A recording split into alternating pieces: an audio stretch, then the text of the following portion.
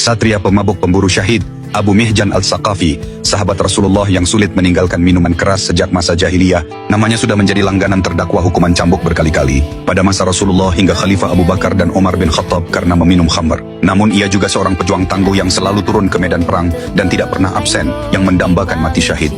Pada masa Khalifah Umar bin Khattab terjadi peperangan melawan bangsa Persia di Qadisiyah. Umar menunjuk Sa'ad bin Abi Waqqas sebagai panglima dengan pasukan 4.000 orang menghadapi 130.000 pasukan Persia dipimpin Rustum. Berita ini terdengar oleh Abu Mihjan, namun karena dia seorang pemabuk, Khalifah Umar menyuruh agar dia diasingkan sebagai hukuman tambahan.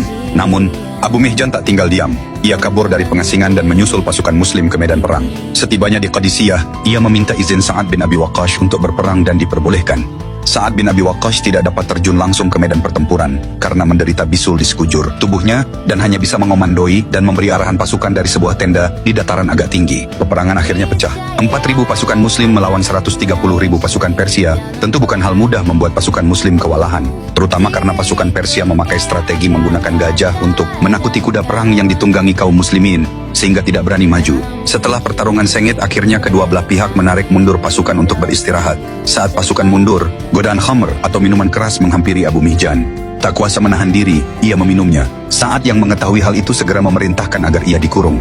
Abu Mihjan pun menyesali perbuatannya dan melantunkan syair penuh harapan akan jihad dan pengampunan. Sedih menyelimuti hatiku karena aku terbelenggu di balik jeruji besi.